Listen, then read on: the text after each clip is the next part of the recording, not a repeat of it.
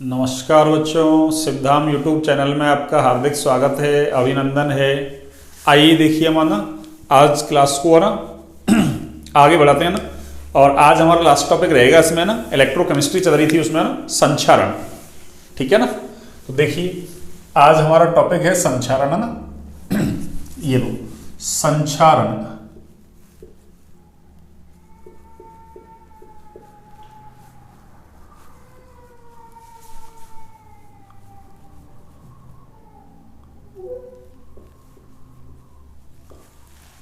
संक्षारण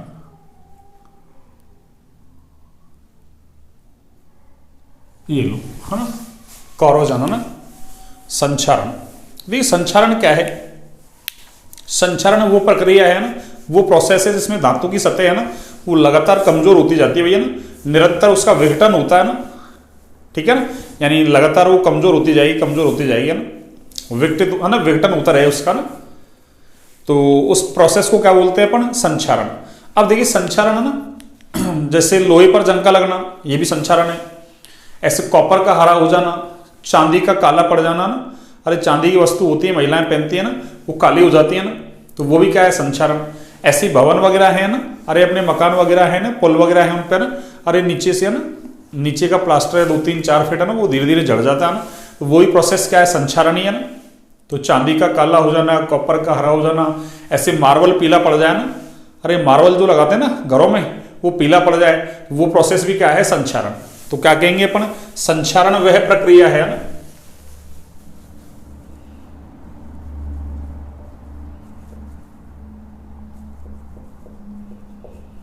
संक्षारण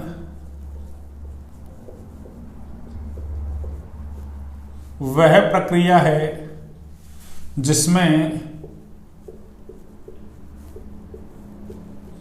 धातु की सतह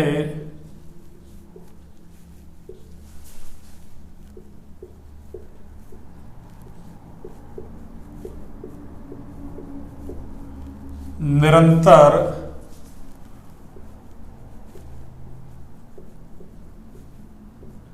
विघटित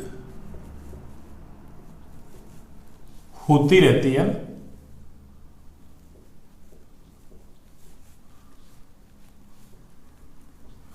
निरंतर विघटित होती रहती है।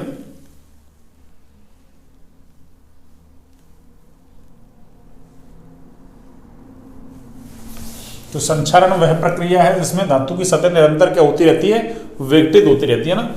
उदाहरण है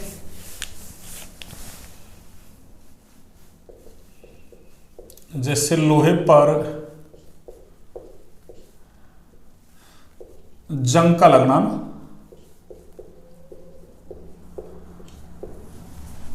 चांदी का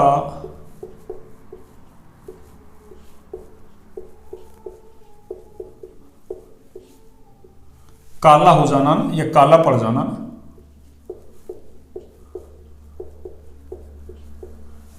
कॉपर का हरा हो जाना, कॉपर का हरा हो जाना,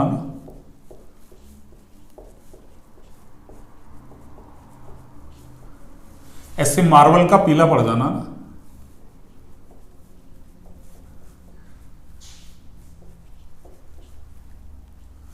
मार्बल का पीला पड़ जाना।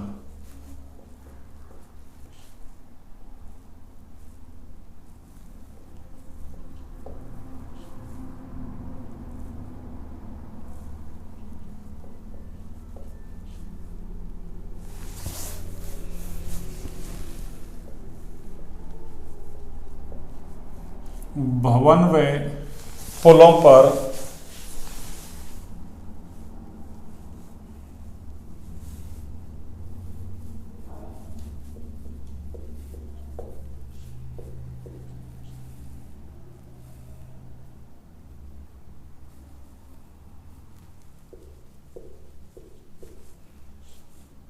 भवन व पुलों पर पपड़ी पड़ जाना,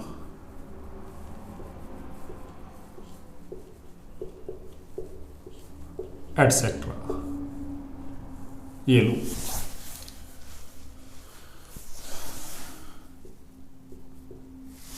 पड़ जाना। ठीक है। तो ये हो गया आपके संचारण के उदाहरण। अब इसमें हमको पढ़ना है संचारण के अंदर हमारे जो सिलेबस में है वो है लोहे पर जंग का लगना ना। तो अब क्या लिखेंगे अपन, अगली हेडिंग लोहे पर जंग का लगना।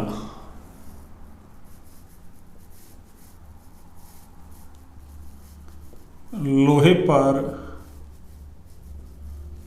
जंग का लगना ना।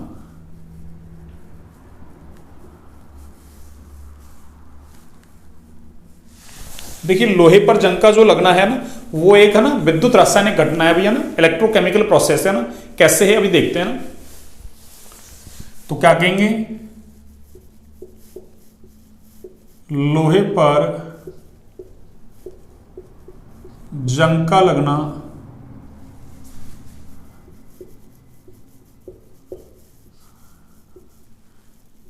एक विद्युत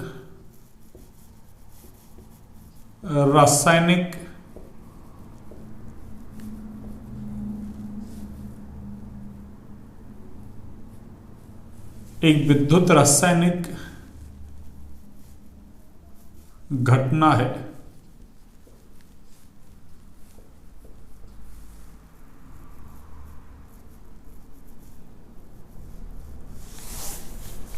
जिसमें या जिसके अंतर्गत है ना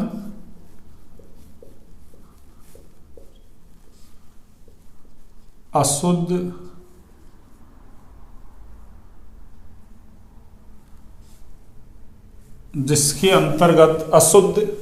लोहे सतह पर है ना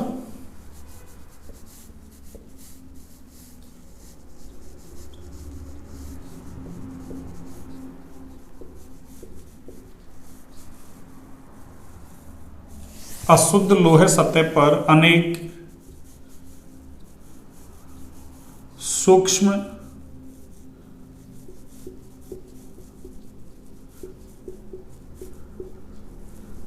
गैल्वेनिक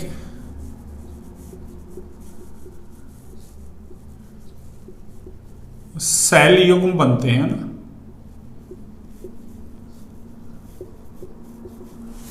देखिए ये आपसे पूछ लिया जाएगा ना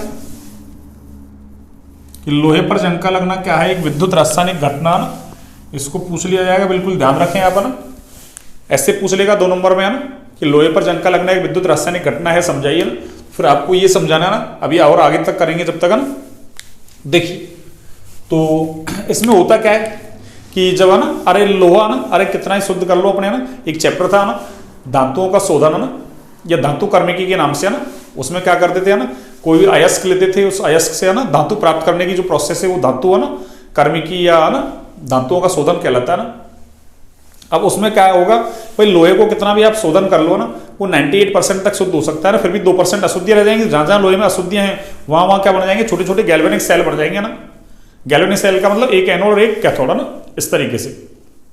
अब क्या होगा, जब लोहा किसी दूसरी अशुद्धि के संपर्क में आएगा तो वो स्थान किसका काम करेगा, अरे वो एनोड का काम करेगा भैया ना। अब एनोड पे तो हमको पता है क्या होगा, अरे ऑक्सीकरण होगा ना। फिर वहां से है ना ऑक्सीकरण होगा तो इलेक्ट्रॉन मुक्त होंगे, वो धातु सतह के माध्यम से यानी लोहे सतह के माध्यम से है ना अरे दूसरे स्थान पर पहुंचेंगे, वहां वायुमंडलीय ऑक्सीजन का क्या हो जाएगा अपचयन। और वो स्थान किसकी तरह काम करेगा, अरे कैथोड की तरह काम करेगा ना। तो मैं आगे इसको कंटिन्यू करता हूं, देखो ना कि जिसके अंतर्गत अशुद्ध लोहे सतह पर अनेक सूक्ष्म गैल्वेनिक सेल युग्म बनते हैं ना। जिस स्थान पर है ना, जिस स्थान पर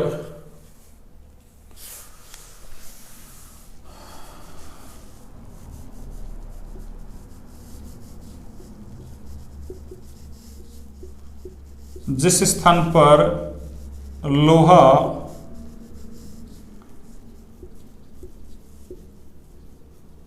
अशुद्धि की संपर्क में आता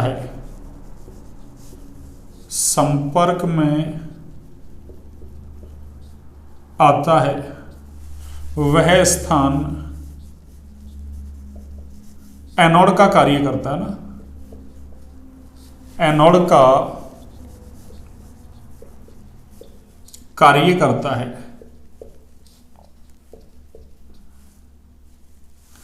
वह स्थान एनोड का कार्य करता है ना।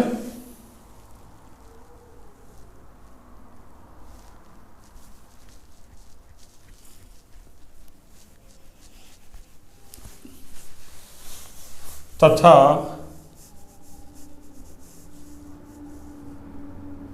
यहां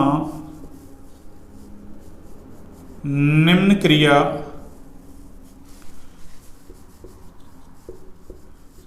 संपन्न होती है ना,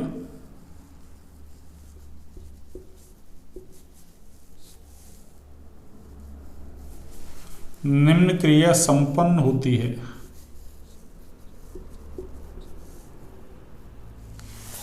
देखिए क्या होगा, सुनिए, है ना। Fe भाई लोहा है, Fe सॉलिड, ये क्या करेगा, अरे ये 2 इलेक्ट्रॉन त्यागेगा भैया ना, +2 इलेक्ट्रॉन, तो ये क्या हो गया, ऑक्सीकरण हो गया ना। और यहां इसका जो अपचयन विभव है ना, E0 Fe+2 Fe है ना, यानी लोहे का जो अपचयन विभव होता है, अरे वो माइनस का 0.44 वोल्ट होता है ना, कब, जब Fe+2 है ना, यानी Fe+2 में कन्वर्ट होता है ना, तब। अब देखिए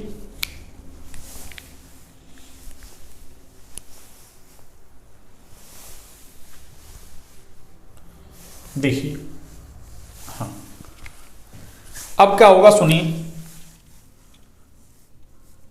है ना भाई, जो एनोड पर है ना, ये इलेक्ट्रॉन मुक्त हुए हैं ना, धातु सतह के माध्यम से क्या होगा, अरे लोहे में है ना दूसरे स्थान पर पहुंच जाएंगे, तो क्या कहेंगे, एनोडिक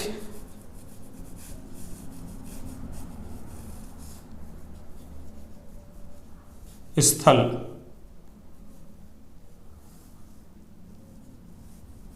एनोडिक स्थलन पर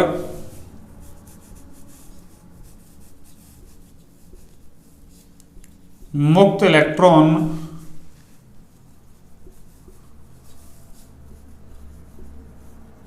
धातु सतह की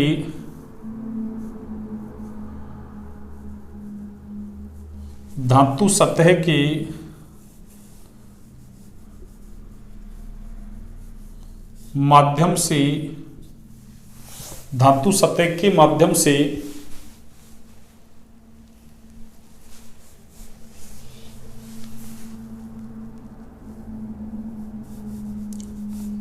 लोहे सतह की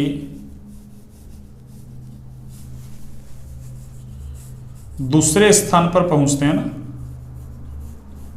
दूसरे स्थान पर पहुंचते हैं,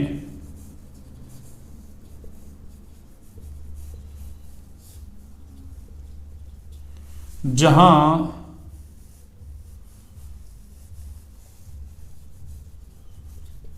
वायुमंडलीय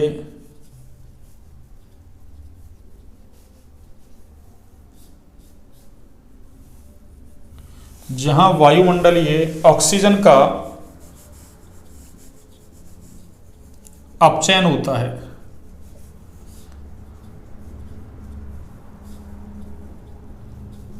देखिए क्या होगा, सुनिए, O2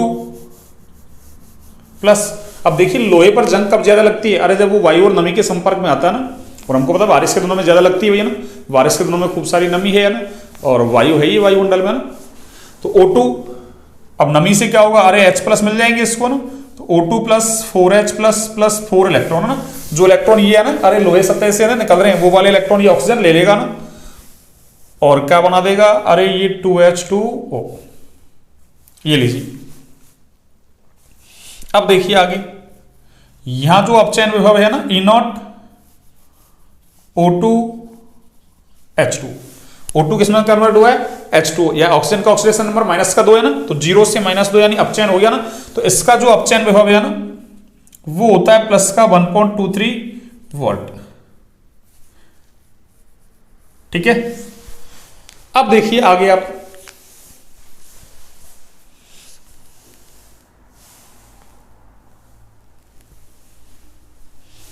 अगर हम नेट अभिक्रिया की बात करें ना, नेट अभिक्रिया देखो ना, चलिए मैं लिखता हूं नेट अभिक्रिया ना, है ना, यानी कुल अभिक्रिया क्या हुई, नेट रिएक्शन है ना, ये लो,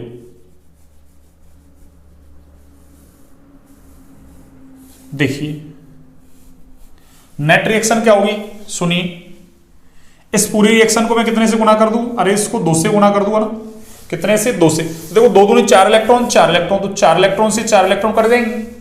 अब बचा क्या? तो FeO2, तो क्या लिखूंगा मैं? Fe प्लस O2 है ना, ये सॉलिड है, ये H2O, ये सॉरी गैस है ना, और ये H प्लस, ये लो। और इससे बनेगा क्या? देखिए 2 से मल्टीप्लाई हो रहा है ना, ये 2Fe हो गया भैया ना। अरे पूरी रिएक्शन 2 से गुना हो रही है ना, तो 2FeO2 4H प्लस, और ये देखो 2Fe प्लस 2 है ना,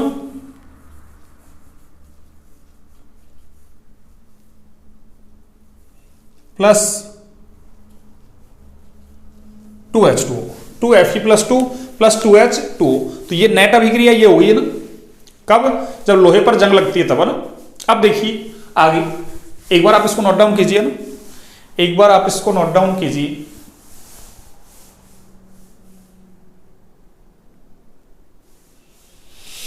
ये नेट अभिक्रिया होगी। अब देखिए आप,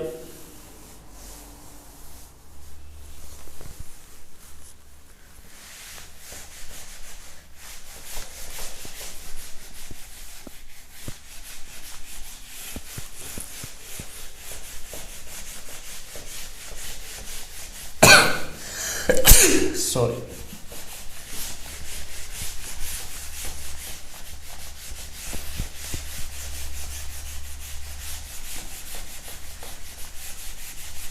हाँ जी,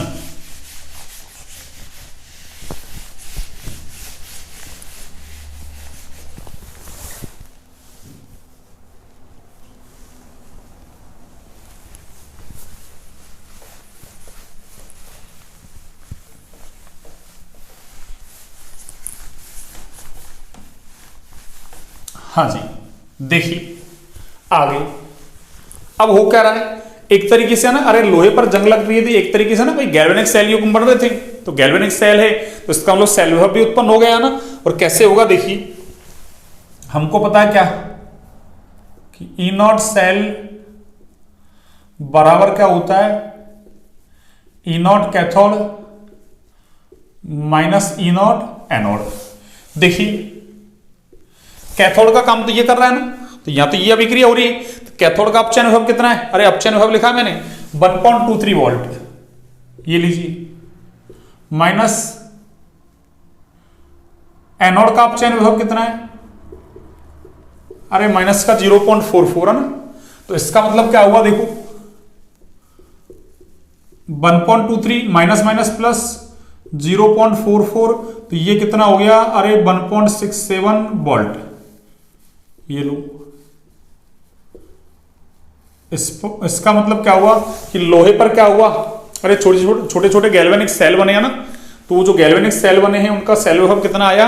1.67 वोल्ट, ठीक है ना, यानी गैल्वेनिक सेल का सेल विभव। इसका मतलब क्या हुआ? अरे लोहे पर जंग का लगना क्या हुआ? एक विद्युत रासायनिक घटना। विद्युत रासायनिक घटना की बोल रहे हैं? अरे विद्युत का मतलब यहां देखो, अरे सेल विभव उत्पन्न हो रहा है, और रासायनिक का मतलब एक तरीके से केमिकल रिएक्शन ही हो रही है, दोनों मिला के क्या नाम दे दिया? विद्युत रासायनिक घटना। तो आपसे ऐसे पूछ ले, लोहे पर जंग का लगना है विद्युत घटना, रासायनिक घटना, विद्युत रासायनिक घटना, है ना, उपयुक्त में से कोई नहीं, तो क्या हो जाएगा? विद्युत रासायनिक घटना। ऐसे छोटा सवाल पूछ ले आपसे ना, और ऐसे आए कि समझाइए कि लोहे पर जंग का लगना एक विद्युत रासायनिक घटना है ना, तो आपको जहां से अपन ने लोहे पर जंग का लगना स्टार्ट किया वहां से लेके यहां तक है ना, ये आपको एक्सप्लेन करना ना कि इस प्रकार है ना, लोहे पर जंग लगने से इतना ना सेल विभव उत्पन्न हो रहा ना, अर्थात ये कैसी है? विद्युत रासायनिक घटना, ठीक है ना, इस तरीके से आपको। अब देखिए आगे, अब जो ये Fe+2 बना है ना, ये Fe+2 ये क्या होगा? अरे ये Fe+3 में कन्वर्ट हो जाएगा ना, फेरिक ऑक्साइड में कन्वर्ट हो जाएगा ना, किसकी उपस्थिति में? नमी की उपस्थिति में ना। तो क्या लिखेंगे आगे? देखिए सुनिए,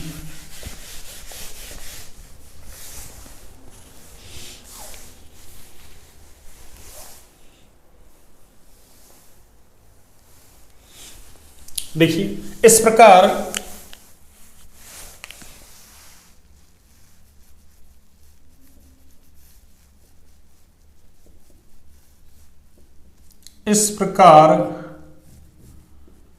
निर्मित फेरस आयन यानी Fe+2 आयन वायुमंडलीय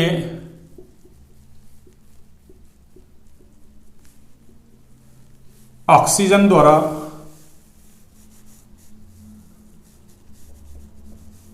वायुमंडलीय ऑक्सीजन द्वारा ऑक्सीकृत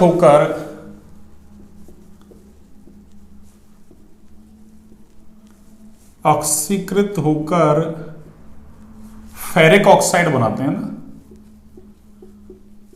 फेरिक ऑक्साइड बनाते हैं ना,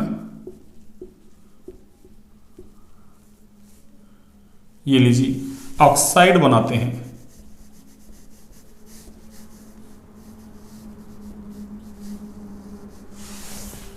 आगे देखिए,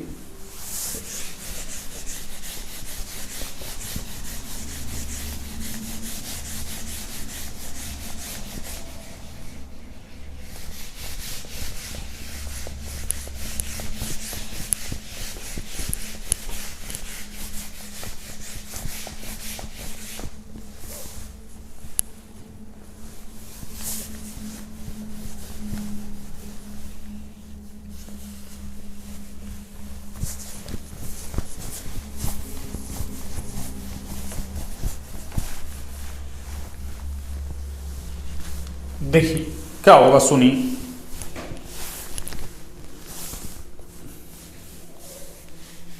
ये 2Fe+2,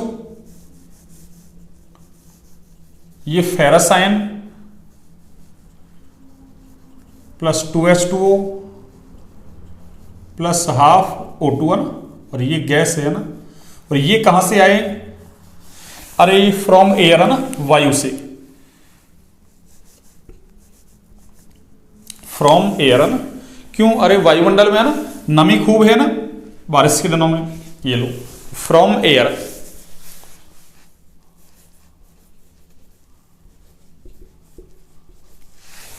क्या होगा इससे, देखिए इससे बनेगा Fe2O3 प्लस 4H प्लस है ना, plus 4H plus.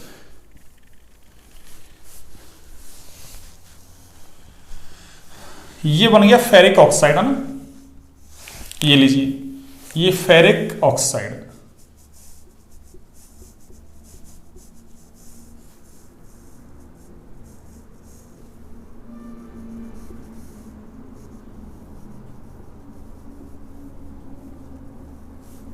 Ferric oxide है ना।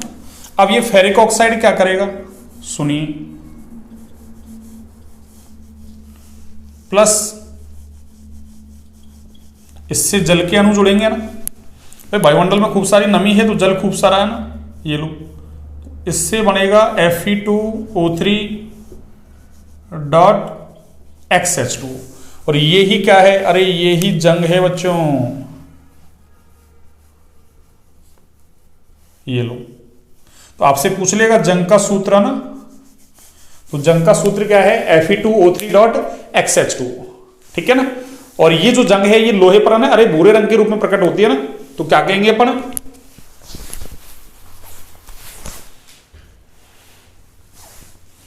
है ना, लोहे सतह पर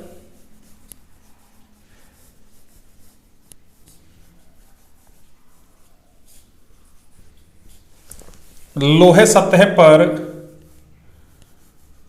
यह जंग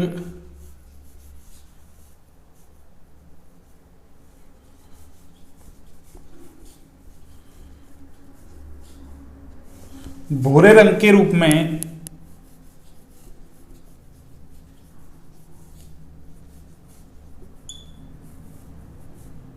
भूरे रंग के रूप में प्रकट होती है ना,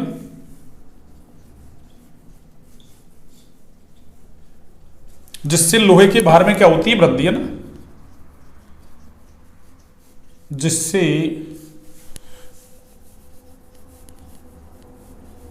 लोहे के भार में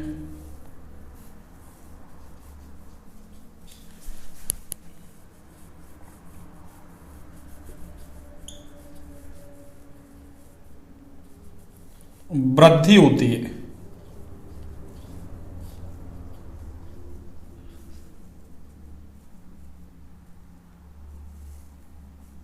जिससे लोहे के भार में क्या होती है बच्चों, अरे वृद्धि होती है ना, लोहे की भार में क्या होती है, वृद्धि है ना। अब देखिए आगे,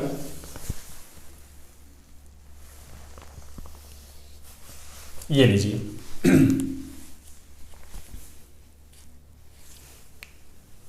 अब लोहे को संक्षारण से बचाने के उपाय है ना क्या है, सुनिए। लोहे को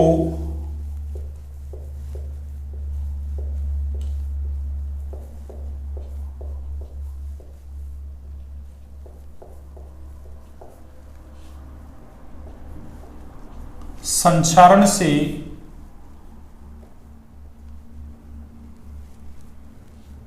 बचाने के उपाय,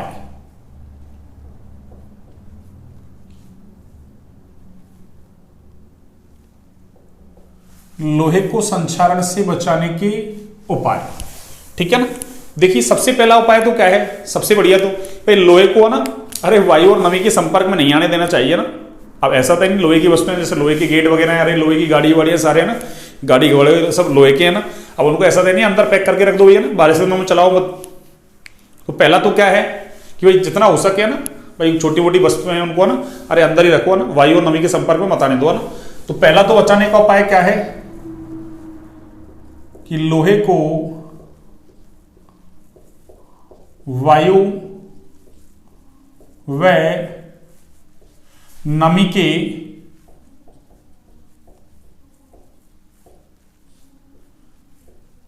संपर्क में नहीं आने देना चाहिए ना, वायु और नमी के संपर्क में नहीं आने देना चाहिए। दूसरा देखो ऑयल या ग्रीस वगैरह का लेप कर दो ना, अरे कुछ लोग है ना जैसे गांव में अरे काली ऑयल है ना जो खराब ऑयल होती है उसको ना पोत देते हैं ना, हाँ तो उससे भी क्या होगा अरे लोहा संक्षारित होने से बच जाएगा ना, या ग्रीस का लेप कर दो। तो क्या कहेंगे दूसरा पॉइंट इसके लिए देखो एक है ना एक विस्फेनॉल आता है ना, विस्फेनॉल ए, उसका भी लेप कर सकते हैं ना। तो क्या कहेंगे दूसरा, तो पहला तो वायु और नमी के संपर्क में नहीं आने देना चाहिए लोहे को ना, और दूसरा है लोहे सतह पर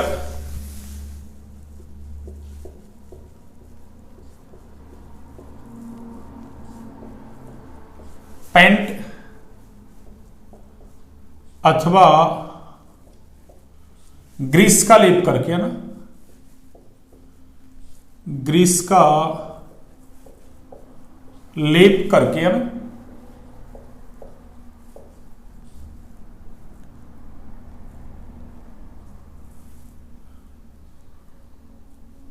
है ना, लोहे सतह पर पेंट अथवा ग्रीस का लेप करके है ना,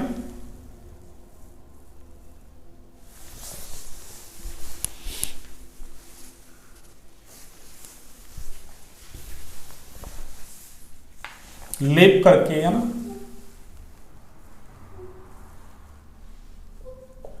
रखा जाता है ना, रखा जाता है। इसके लिए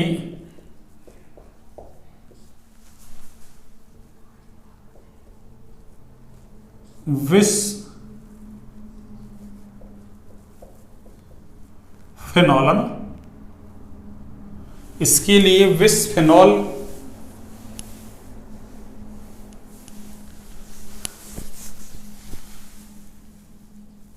का भी लेप किया जा सकता है ना, किया जा सकता है।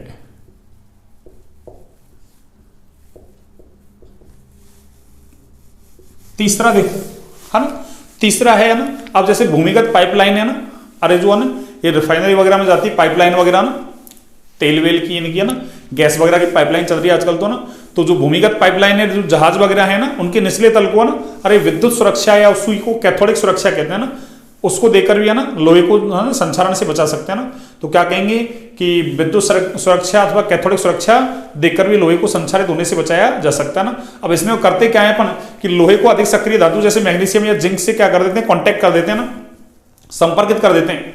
अब मैग्नीशियम में जिंक क्या है, लोहे से ज्यादा क्रियाशील है, इसलिए उसका ऑक्सीकरण हो जाएगा, लोहा ऑक्सीकृत होने से बच जाएगा। तो तीसरा क्या है, विद्युत सुरक्षा या फिर कैथोडिक सुरक्षा देकर। और इस प्रकार की सुरक्षा किसको देते हैं भाई, भूमिगत पाइपलाइन और जहाजों के निचले तल को ना, यानी तीसरा है विद्युत सुरक्षा।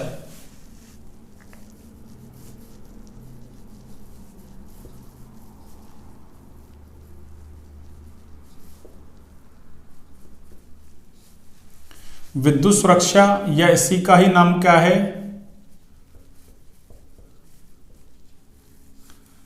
कैथोडिक सुरक्षा। कौन सी सुरक्षा, कैथोडिक सुरक्षा देकर भी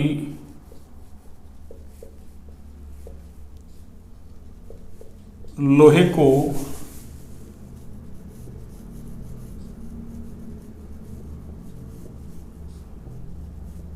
जंग लगने से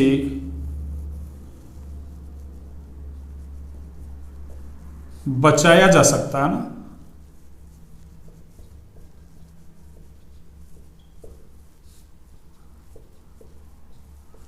बचाया जा सकता है ना।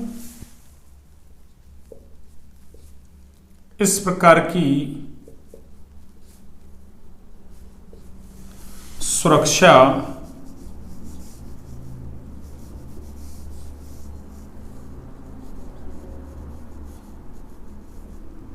भूमिगत पाइपलाइनों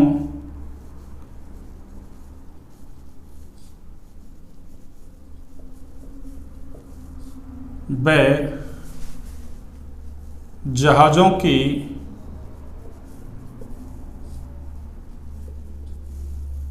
निचले तल को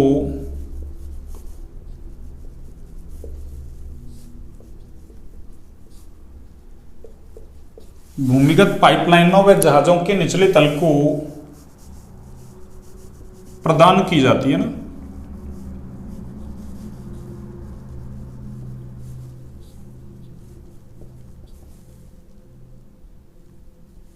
प्रदान की जाती है ना,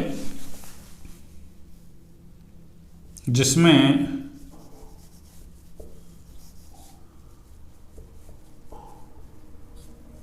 लोहे सतह को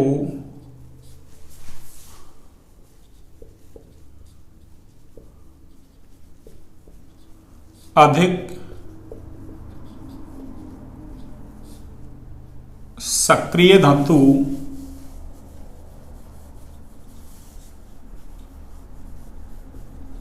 जैसे मैग्नीशियम अथवा जिंक के साथ संपर्कित किया जाता है ना, संपर्कित किया जाता है ना।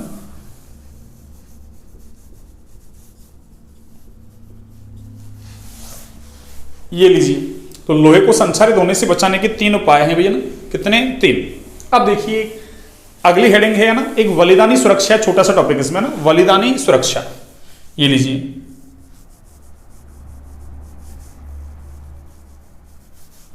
बलिदानी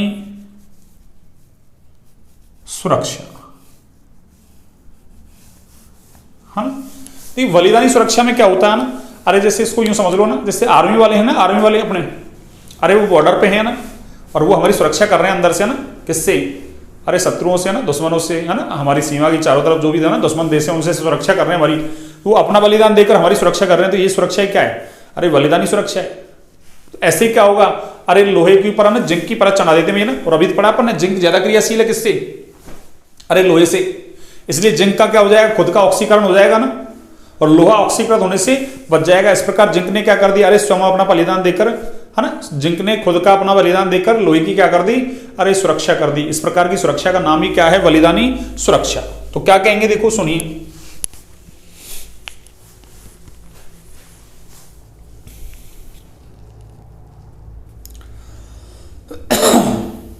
देखिए इस प्रकार की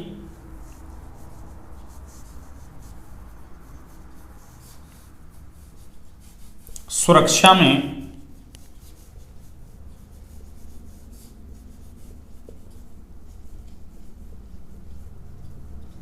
लोहे पर, है ना, यसदरज,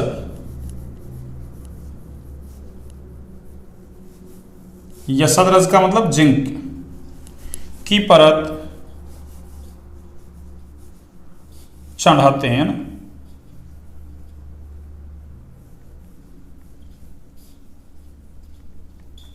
और लोहे के ऊपर जिंक की परत चढ़ाने की जो प्रोसेस है इसका नाम है ना गैल्वेनीकरण। तो क्या कहेंगे, चढ़ाते हैं। यह प्रक्रिया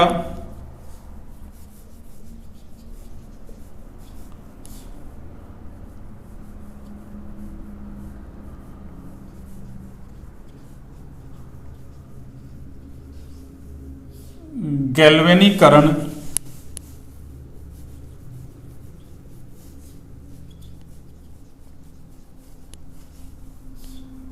कहलाती है। ठीक है ना, जिंक ज्यादा क्रियाशील धातु है ना, तो जिंक अधिक क्रियाशील धातु होने के कारण, है ना, पहले ऑक्सीकृत होता है ना, और लोहे को ऑक्सीकृत होने से बचाता है ना। तो क्या कहेंगे, जिंक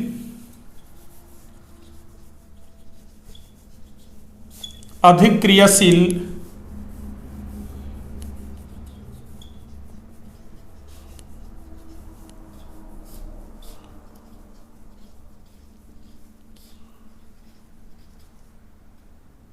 होने के कारण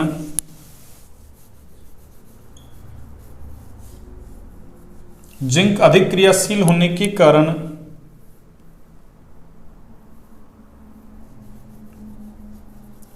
पहले ऑक्सीकृत होता है ना,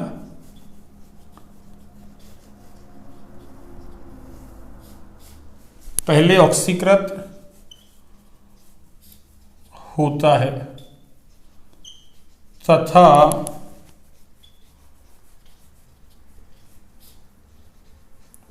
लोहे को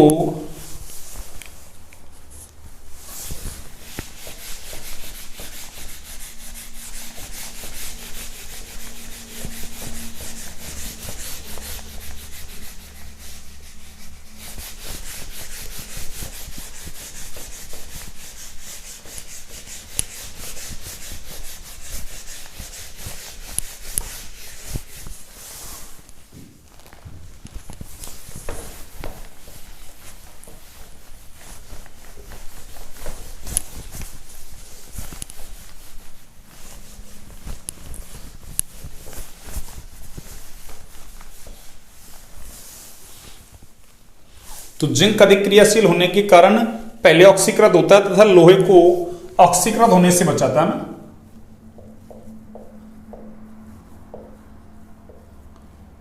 ऑक्सीकृत होने से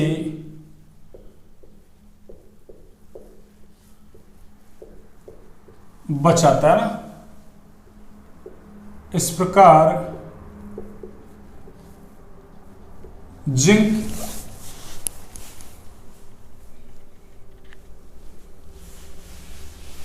स्वयं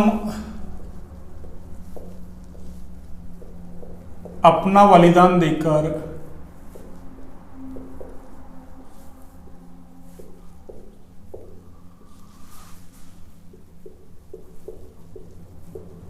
लोहे को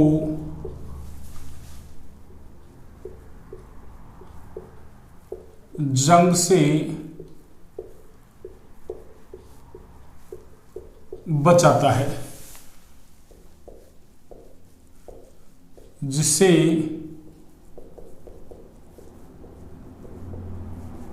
बलिदानी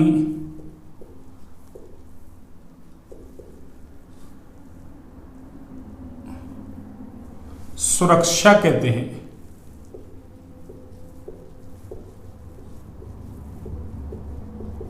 जिसे क्या कहते हैं, बलिदानी सुरक्षा। ठीक है ना।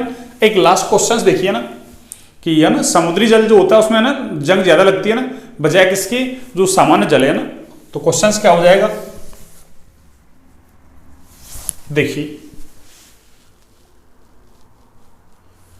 शुद्ध जल की तुलना में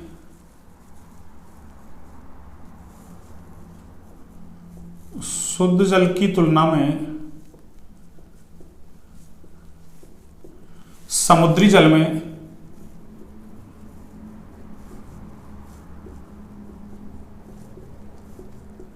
शुद्ध जल की तुलना में, शुद्ध जल का मतलब पीएच 7 ना, शुद्ध जल की तुलना में समुद्री जल में जंग अधिक लगती है ना।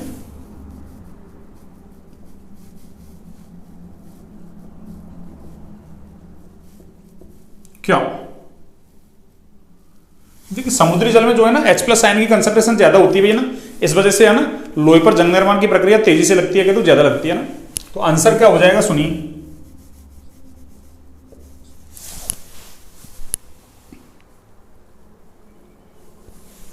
समुद्री जल में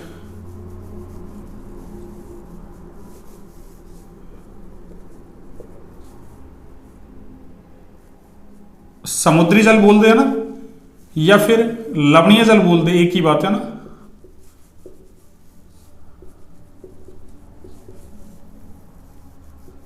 तो समुद्री जल में या कह दो लवणीय जल में H+ आयन की सांद्रता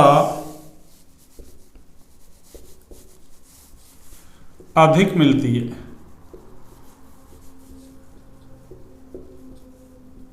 इसलिए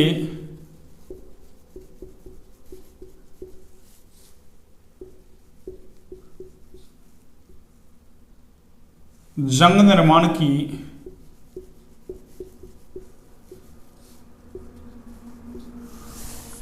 प्रक्रिया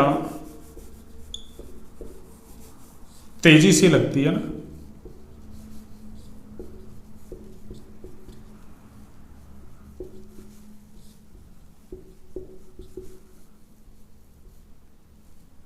तेजी से लगती है ना, ये लीजिए। तो ये हमारा चैप्टर होता है फिनिश भैया ना, संचारण वाला ना। तो यहां से थ्योरेटिकली सवाल एक तो ना भाई ऐसे पूछ ले है ना, निम्न में से संचारण का उदाहरण है, इनमें से है ना एक दे दे, लोहे पर जंग का लगना ना, है ना, ऐसे कॉपर का हरा हो जाना, मार्बल का पीला पड़ जाना, या चांदी का काला हो जाना, सभी तो सभी हो जाएगा, ठीक है। और एक लोहे पर जंग का लगना है, एक घटना विद्युत, है ना, दूसरा रासायनिक, तीसरा विद्युत रासायनिक, है ना, चौथा सभी कर दिया उपरोक्त सभी, है ना, या इनमें से कोई नहीं, तो विद्युत रासायनिक घटना भी है ना।